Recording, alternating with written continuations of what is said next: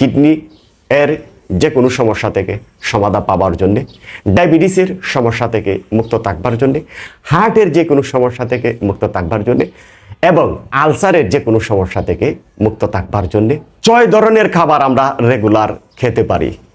টক, মিষ্টি, জাল, তিতা, কষা, নোনতা। যদি না পাই তাহলে আমরা প্রতিদিন একটা আমলকি খাওয়ার অভ্যাস গড়ে তুলতে পারি।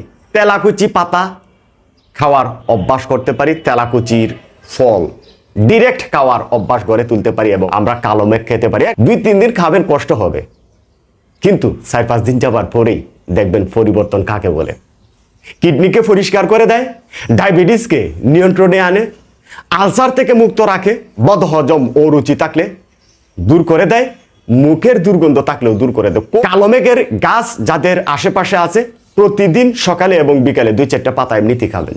যদি গাছ না পান যে কোনো ফার্মেসিতে সিরাপ পাওয়া যায়, প্রতিদিন প্রাপ্তবয়স্কদের জন্য 1.5 থেকে 2 চামচ সকালে এবং রাতে খাওয়ার অভ্যাস গড়ে তুলবার মাধ্যমে তিতা যত খাবার আছে খাবেন।